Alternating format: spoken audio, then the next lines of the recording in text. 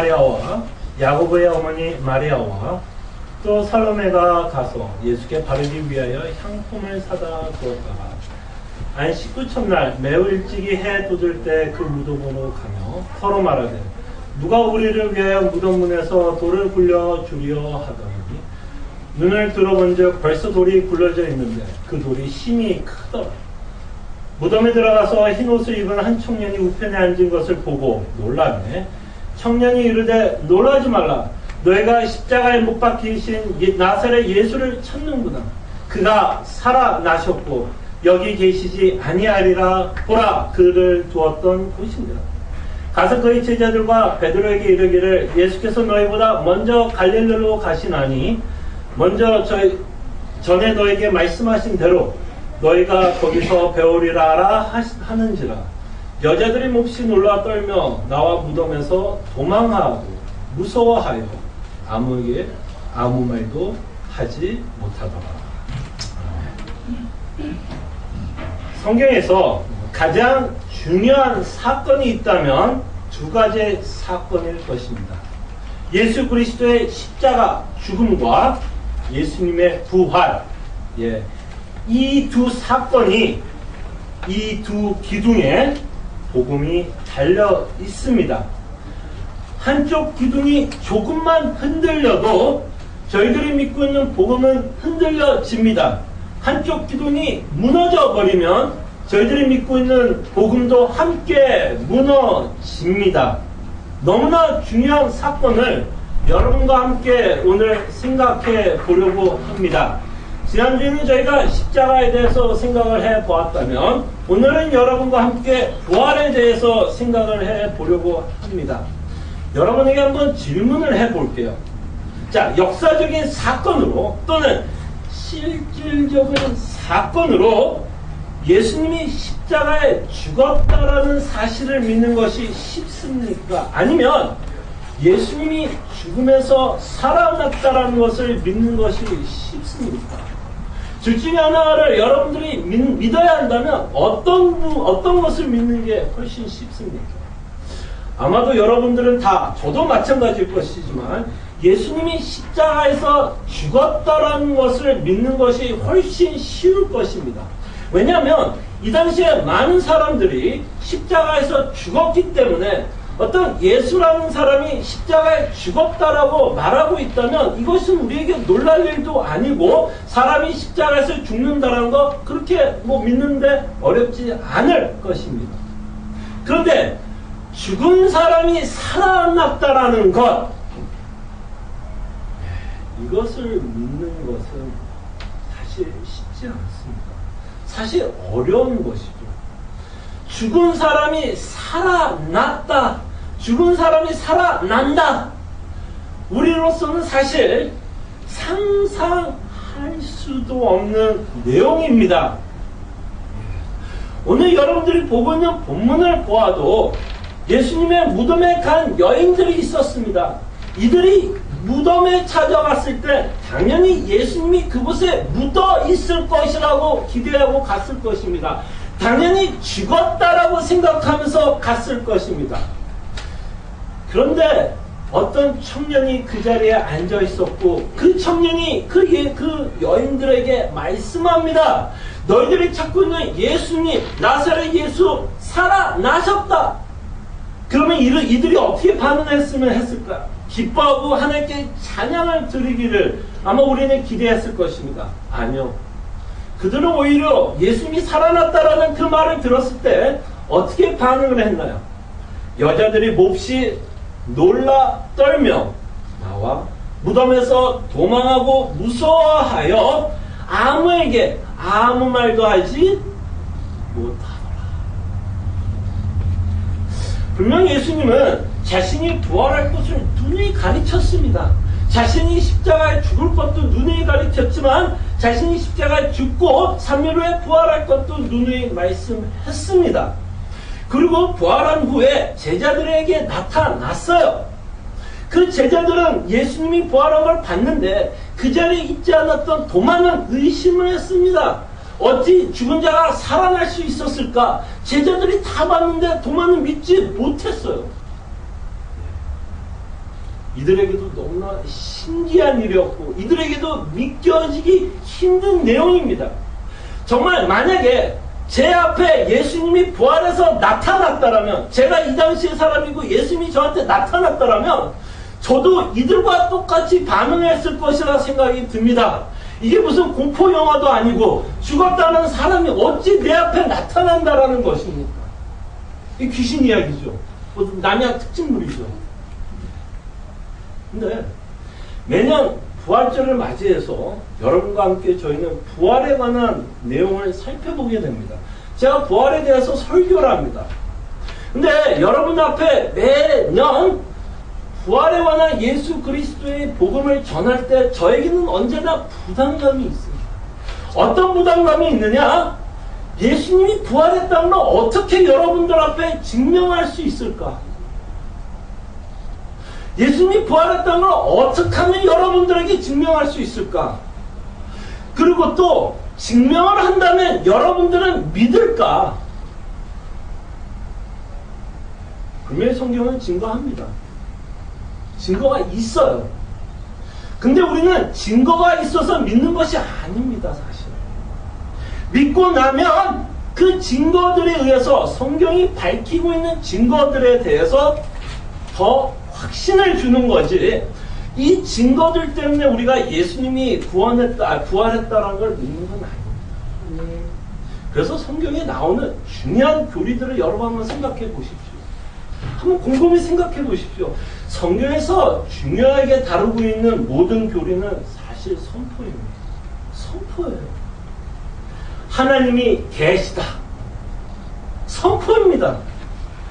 창세기 1장 1절을 읽어보시면 하나님이 이 세상을 창조했다. 이 말은 뭐예요? 천지를 창조하기 전에 하나님이 계시다라는 선포입니다. 그리고 그 구절과 함께 하나님이 이 세상을 창조했다. 선포입니다. 여러분들에게 증거를 대고 여러분 믿으라고 얘기하는 거 아닙니다. 예수님이 동정녀 마리아에게 태어났다. 선포입니다.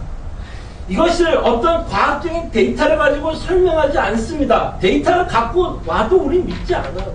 성경이 얼마나 데이터를 갖고 여러분에게 말씀합니까? 우린 믿지 않습니다. 그래서 저는 더 이상 예수님의 부활에 대해서 여러분 앞에 말씀을 전할 때 부담을 갖지 않기로 했습니다. 그냥 여러분들에게 선포하려고 합니다. 예수님은 부활했습니다. 분명히 여러분에게 말씀합니다. 예수님은 부활했습니다. 이것을 이 청년이 선포합니다. 6절을 보면 청년이 이르되 놀라지 말라. 너희가 십자가에 못 박히신 나사렛 예수를 찾는구나. 그가 살아나셨고 여기 계시지 아니하리라. 보라. 그가 여기 없다. 선포. 그리고 제가 바랄 수 있는 것은 성령 하나님이 여러분들의 마음을 감동시키사 이 진리가 믿어지시기를 저는 바랄 수밖에 없습니다. 십자가의 어떤 사건보다 십자가의 사건보다 제가 지난주에 말씀한 것처럼 역사적인 사건보다 더 중요한 것은 십자가의 사건이 갖고 있는 의미라고 분명히 말씀을 했습니다. 십자가가 진짜 있었다는 것도 중요하지만 그 십자가의 의미가 더 중요하다고 말씀했습니다. 오늘 우리가 살펴보고 있는 부활도 역사적인 아주 중요한 사건입니다. 그러나 이 역사적인 사건을 우리가 믿는 것과 함께 더 중요한 것은 이 부활의 사건이 갖고 있는 의미를 우리가 명확하게 깨닫는 것은 더 중요합니다. 오늘 여러분과 함께 두 가지를 좀 생각해 보려고 합니다. 성경은 왜 이 부활을 그렇게 중요하게 여러분에게 선포하고 있는지 그 의미에 대해서 여러분과 함께 생각해 보려고 합니다. 자, 첫째로 예수 그리스도의 부활로 말미암아 하나님이 우리에게 약속하고 있는 모든 것에 대하여 우리가 굳게 신뢰할 수 있게 하기 위해서 예수 그리스도가 부활했다는 것입니다. 예수님이 부활했다라는 말은 예수 그리스도께서 약속하는 모든 것을 우리가 믿고 신뢰할 수 있다라는 것입니다. 여러분에게 누누이 말씀한 것처럼 예수님의 부활로 말미암아 구원이 완성됐다라고 여러분에게 말씀했습니다.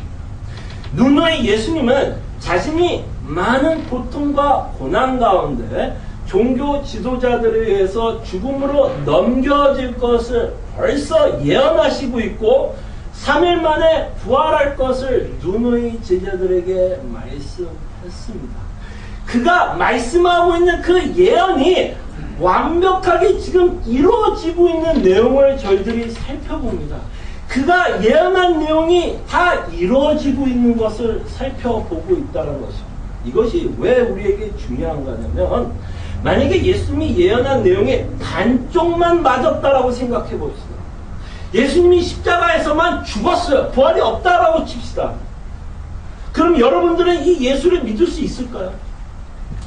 그가 약속하고 있는 일, 그 약속하고 있는 일을 이루고 있지 않다라면 우리는 뭐가 없게 돼요? 그분에 대한 신뢰가 없게 됩니다. 반쪽은 반쪽이지만 부활이 없다면 그가 하고 있는 말에 대해서 우리는 신뢰할 수가 없게 돼요. 이렇게 만약에 자신이 한 약속에 대해서 지키고 있지 않는 예수 그리스도를 바라보게 되면 그분에 대한 신뢰도 떨어집니다만 하나님에게도 치명적이기도 하지만 우리에게도 치명적입니다. 왜냐하면 예수님이 자신이 예언한 일이 벌어지지 않고 있었다면, 특별히 오늘 우리가 보고 있는 부활이 없다면 구원이 완성되지 않기 때문입니다. 하나님은 거짓말쟁이가 되고 이런 거짓말쟁이는 우리는 믿을 수가 없게 되고 그 예수 그리스도께서 부활하지 않았다면 우리에게 구원은 없습니다. 자, 이렇게 예수님이 부활한 것을 통해서 성경은 우리에게 무엇을 주려고 하냐면 여러 가지 의미가 있지만 여러분과 저에게 확신을 주려고 합니다. 확신. 예수님이 하신 모든 말씀이 진리라는 사실을 이 부활의 역사를 통해서 밝혀지고 있어 이 예수 그리스도를 너희들은 굳게 믿고 신뢰할 수 있다는 것입니다. 자, 한번 생각을 해보세요. 자, 만약에 예수님이 부활을 승천할 때까지 40일 정도의 기간을 제자들과 함께 보냈는데요. 그게 기록이 없다라고 칩시다. 40일 동안에 예수님이 뭘 했는지 기록이 없다고 쳐도 여러분들은 예수님이 부활했다라는 사실을 통해서 예수님이 무엇을 했다라는 것을 충분히 예상할 수 있어요. 자, 7절을 한번 보시기 바랍니다. 7절에 이 청년이, 이 천사가 뭐라고 말씀하냐면 가서 그의 제자들과 베드로에게 이르기를 예수께서 너희보다 먼저 갈릴리로 가시나니 전에, 이게 처음 청년이 했던 말이 아니라 전에 예수님이 벌써 얘기했다는 거죠. 전에 너에게 말씀하신 대로 너희가 거기서 배우리라 하라 하는지. 만약에 예수님이 40일 동안의 행적을 기록하지 않더라도 우리는 충분히 뭘 상상할 수 있고 예상할 수 있을까요? 분명히 예수님은 제자들을 만나러 갔을 것이라고 상상할 수 있습니다. 굳게 신뢰할 수 있고 기록에 의하면 당연히 예수님이 제자들을 만났습니다. 그리고 예수님이 죽기 전에 자신이 죽고 부활하고 승천하게 되면 성령 하나님이 오실 것을 약속하셨습니다. 사도행전이 기록되지 않더라도 우리는 굳게 무엇을 믿을 수 있을까요? 분명히 오순절에 성령 하나님이 오실 것을 우리는 굳게 믿을 수 있다는 것이고 사도행전을 통해 우리는 그것을 확인받게 됩니다.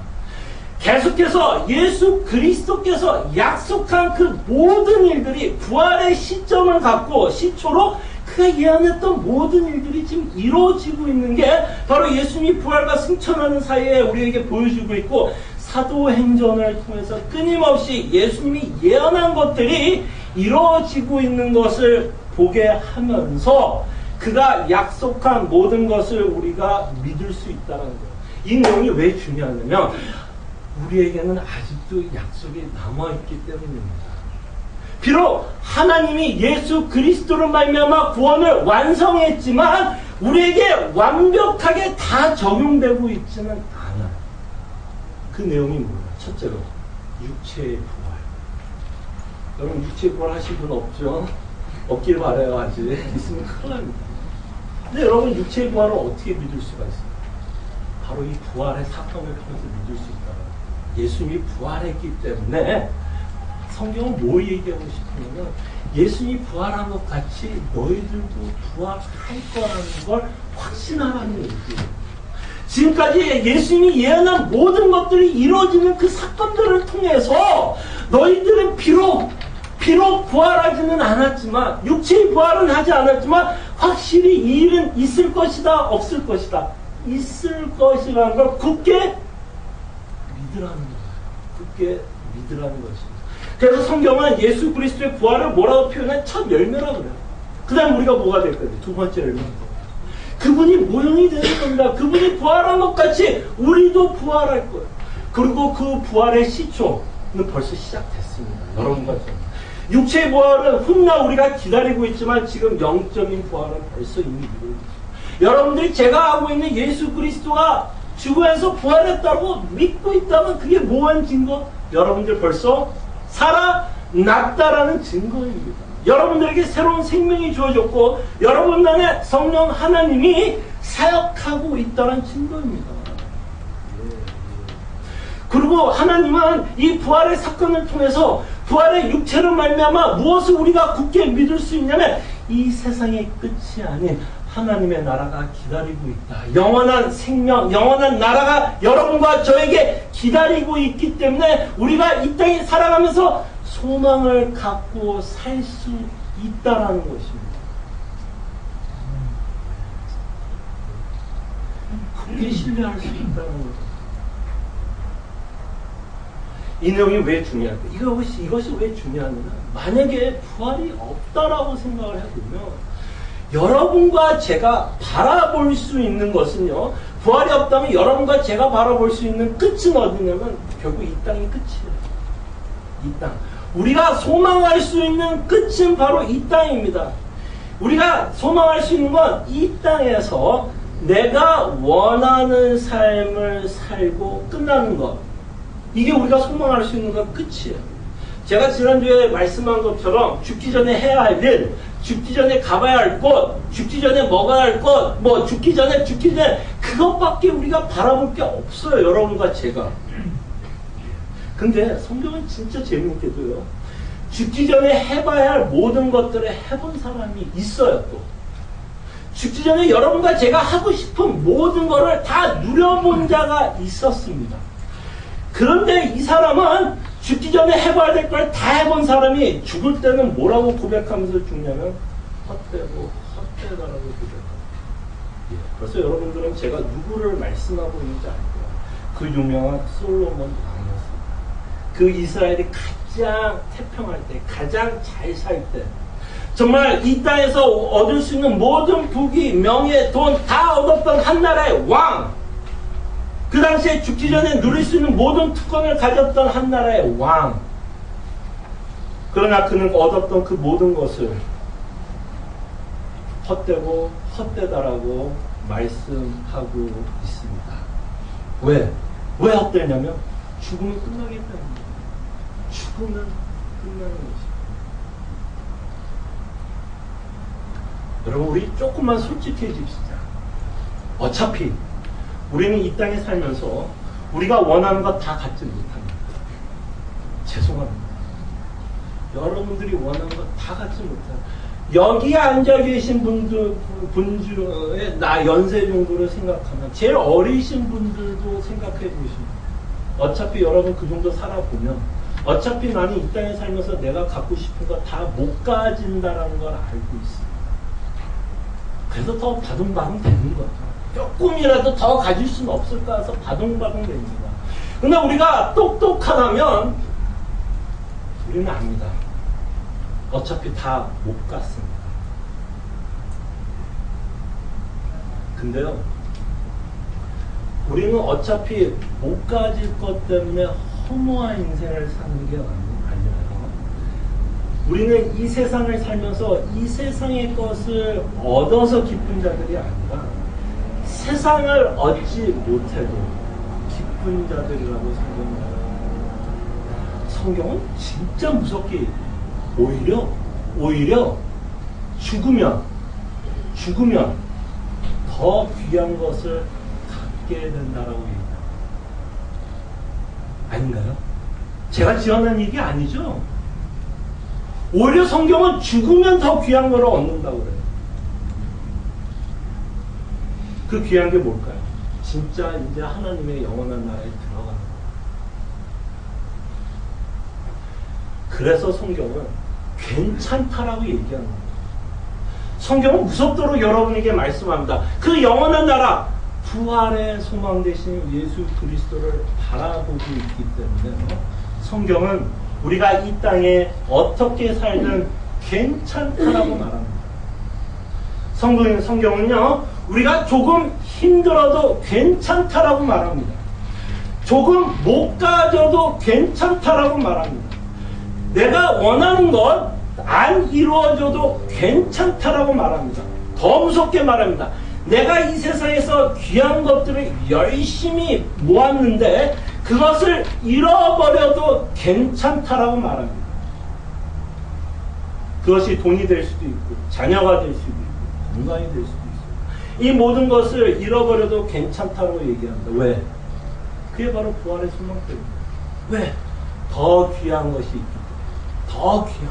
더 귀한 것. 이 더 귀한 것에 대해서 우리는 굳게 신뢰할 수 있다라는 것이에요. 무엇을 통해서? 예수님이 부활하신 것입니다. 더 귀한 것이 있구나.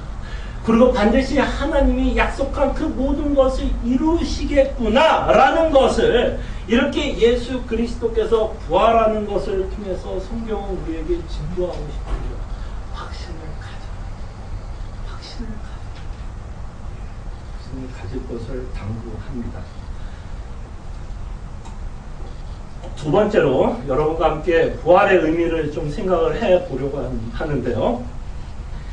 이 부활, 예수 그리스도께서 부활한 이 내용은 사실은 우리를 굉장히 불편하게 하는 진리입니다. 목사님 갑자기 부활의 소망을 이야기하다가 왜 부활하신 예수님이 불편한 진리라고 말씀하고 있습니까?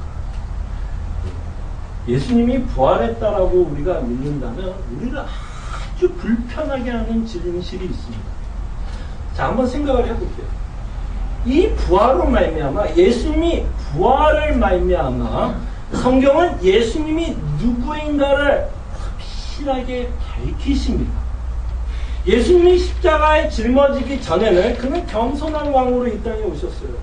그래서 그는 고난도 받고 조롱도 받고 능력도 받고 급기야 십자가에 못 박아 죄인처럼 죽었습니다. 아주 볼품없는 사람처럼 죽었어요.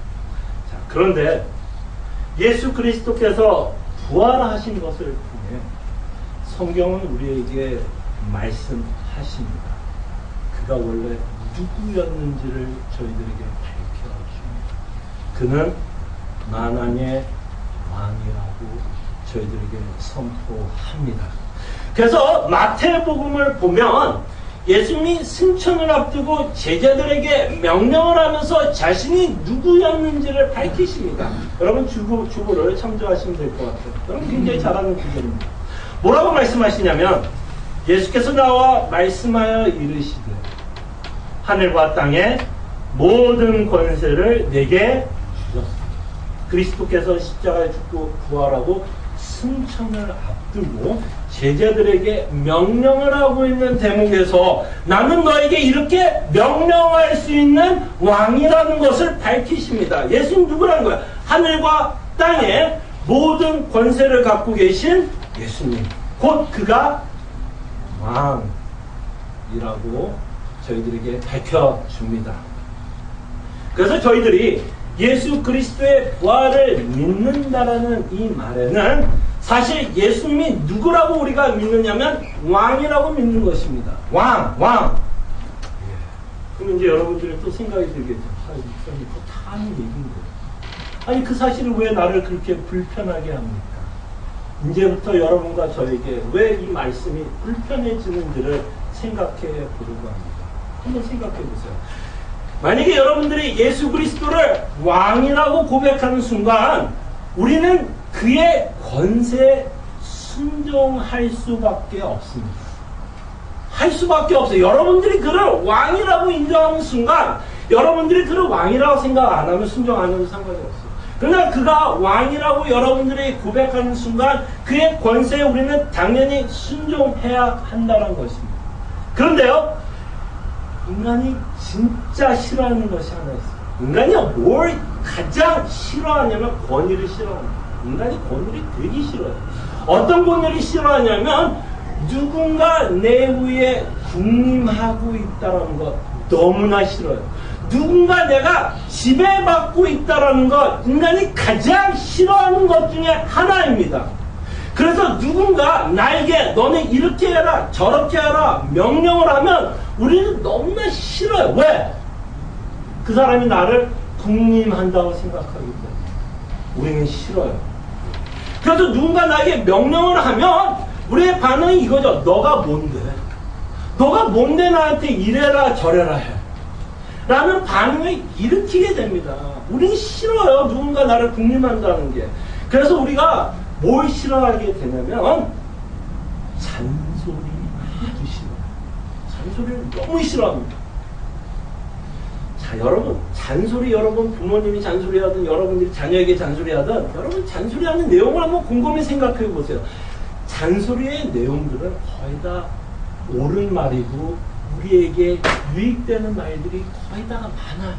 우리 어머님께서 어렸을 때 공부해라 공부해라 그게 나쁜 말이에요? 운동 좀 해라 그게 나쁜 말이에요? 다 누구 잘 되라는 거예요?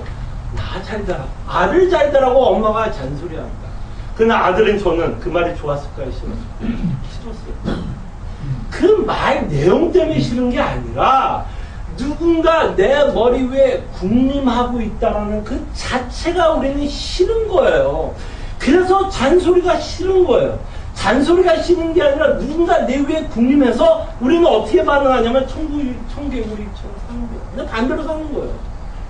너가 내 인생의 왕이 아니라는 걸 뭘로 증명하는 거야? 그 명령을 안 지킴으로써 그 잔소리를 어김으로써 나는 내 인생에 뭐라는 걸 증명하고 싶은 거예요. 내가 왕이다 라는 걸 증명하고 싶어. 그래서 싸우는 거야. 계속해서 우리는 이 땅에 살면서 사람들은. 그러나 예수님이 지금 뭐라 그러는 거야? 하늘과 땅의 권세를 가지고 예수님이 우리의 왕으로 우리가 예수님을 왕으로 모시고 삽니다.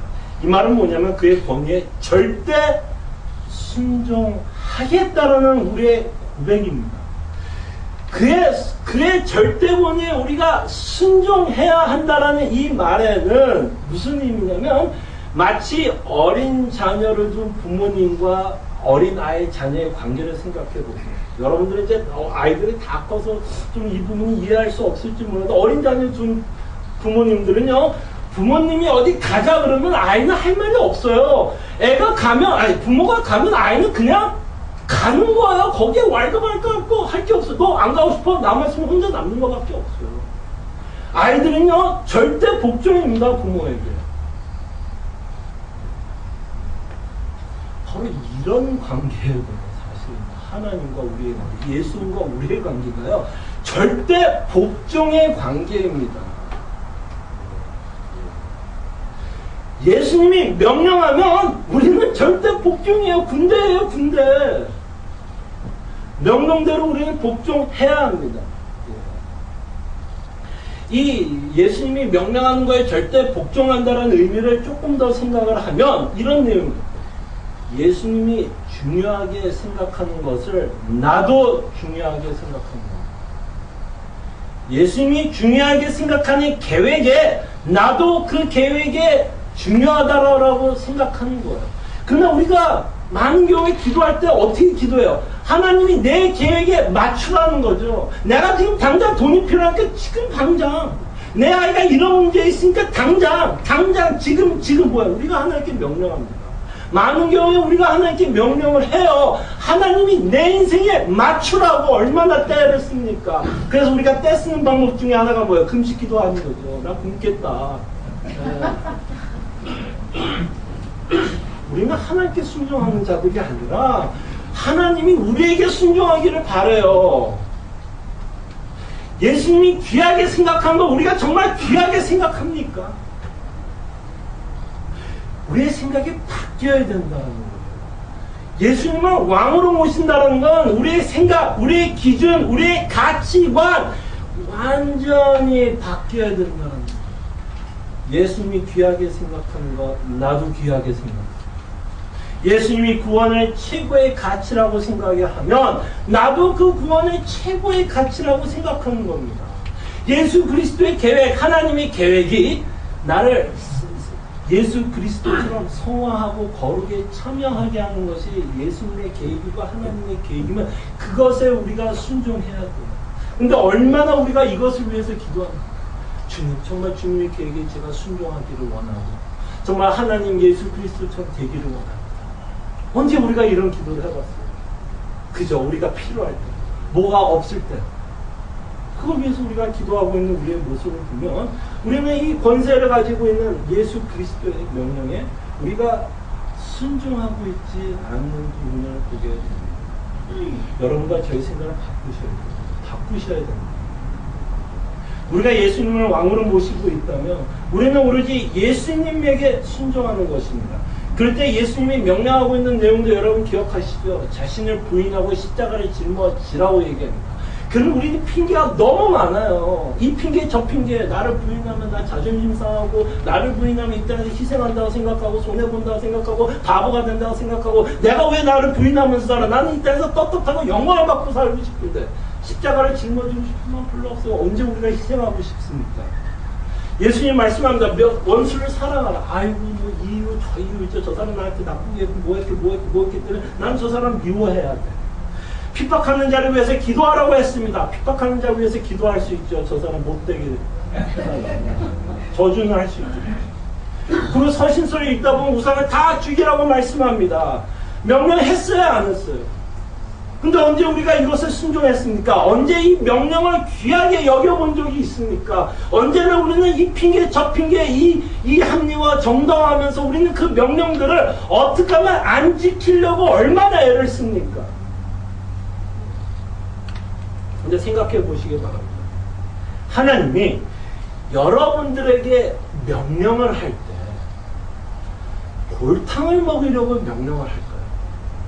아니면 여러분에게 명령을 할 때 여러분들을 우울하게 하기 위해서 이런 명령을 할까요? 하나님이 여러분에게 순종하라고 할 때 여러분들을 어떻게 하면 괴롭히게 하기 위해서 명령을 하는 걸까요? 하나님이 이런 거예요. 야, 너희들 때문에 내 아들이 죽었으니 참 이제 복수하겠다. 내 명령 지키고 너 좀 괴롭게 하는 건 이 땅에서 살아봐라. 이래서 하나님이 여러분에게 순종을 요구하고 이 명령을 하시는 걸까요? 아니면 여러분 잘 되라고 이렇게 명령을 하는 거예요. 여러분 이제 우리 생각이 여기서 바뀌어야 돼요. 여기서 바뀌어야 되는 거예요. 하나님이 우리에게 명령을 하실 때 곰곰이 생각을 해보면 사실은 다 나를 위한 거예요. 나를 위한 거예요. 나의 유익을 위해서 하나님이 명령하실 때가 더 많아요. 한번 생각해 보시기 바랍니다. 아까 말한 것처럼 우리 중에 이런 인생을 갖고 살아가는 사람이 있어요. 나는 시기하는 것을 인생의 최고의 행복으로 삼고 삽니다. 목사님, 저는요 누구에 대해서 질투할 때 가장 기쁘고 행복합니다. 나는 누구에 대해서 비방하고 수근수근거릴 때 인생의 목표를 갖고요 너무너무 행복하고 즐겁습니다. 저는요 제 남편을 화나게 했을 때 가장 기뻐요. 저는요 제 자식을 가장 화나게 하고 시기하고 열받게 할 때 제 인생의 가장 큰 행복으로 삼고 살아갑니다. 이런 사람이 있어요. 사실 제가 나열했던 그 모든 거를 할 때 여러분 마음은 어때요? 기쁘세요 정말? 정말 기쁘세요? 누구를 시기할 때, 질투할 때, 누구에 대해서 수근수근될 때, 여러분의 남편, 여러분의 부인, 여러분의 자녀를 화나게 할 때 할렐루야 너무 기뻐요. 이런 사람이 있어요. 사실은 여러분들의 마음도 갈기갈기 찢어집니다. 찢어져요. 그 갈기갈기 찢어지는 그 마음 때문에 더 화를 내는 거죠. 지체가 안 되니까 화나는 거예요. 그래서 더 화를 더 괴로워집니다. 이러면 더 괴로운 거예요, 사실은. 그래서 성경은 말합니다. 그리스도의 은혜로 말미암아 사랑하고 용서하고 관용을 베푸는 것이 그때는 힘들지 몰라도 그럴 때 사실 너가 가장 기뻐할 수 있다라는 얘기예요. 사실은. 여러분 괴롭게 하려고 여러분 하나님이 명령하는 건 절대 아니에요. 이렇게 살 때, 예수 그리스도처럼 살 때 우리가 가장 행복하고 기쁘고 위로받을 수 있는 것이기 때문에 하나님이 여러분들에게 이렇게 살 것을 명령합니다. 예수님이 아니면 사도들이 아니면 서신서에서 왜 괜히 여러분들 보러 우상 버리라고 할까요? 왜 그렇게도 성경은 우상을 버리라고 할까요? 왜 하나님이 돈을 일만하게 악이라고 표현할까요? 왜 돈을 버리라고 할까요? 여러분들이 돈을 버리면 그때 예수님이 주서요? 예수님이 잘됐다. 달러들 주워가지고 천국 은혜에다가 저축을 합니까? 왜 그토록 우리가 그렇게 살아가는 우상을 버리라고 이야기할까요? 왜냐하면 그 우상들 때문에 우리가 더 괴롭기 때문에 버리라는 거예요. 그 우상들 때문에 우리가 더 괴로운 인생을 살기 때문에 하나님은 버리라고 합니다. 우리들이 만든 우상 때문에 우리는 더 걱정을 합니다. 나는 그걸 갖고 싶은데 못 가질 걸 생각하니까 잠이 안 오는 거예요. 나는 돈이 이만큼 필요하면 이만큼 있어야 내가 행복할 거라고 생각을 하는데 그 돈이 없을 걸 생각하니까 염려가 되는 겁니다. 그걸 얻으면, 여러분들이 갖고 싶은 우상을 얻으면 그것을 유지하기 위해서 여러분들이 얼마나 수고하고 지친 삶을 살아갑니까? 그리고요, 우상의 끝은, 그때는 여러분에게 즐거움과 기쁨이 있는지 몰라도 그 우상의 끝은 여러분에게 뭘 줘요? 헛되고 헛된 거예요.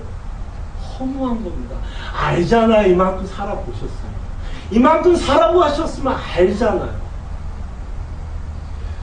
결국 너희들이 만든 우상 때문에 너희들은 속을 텐데, 사기당할 텐데, 결국 가짜 기쁨, 가짜 행복에 너희들이 놀아날 것을 하나님은 알고 있기 때문에 그래서 버리라는 거예요. 그래서 예수님이 우리를 초대합니다. 수고하고 짐진 다 내게로 오라. 내가 너를 쉬게 해주겠다. 여러분과 제가 진짜 원하는 건 돈이 아니에요. 여러분과 제가 진짜 원하는 건 쉼이고요, 기쁨이고요, 즐거움이고 위로예요.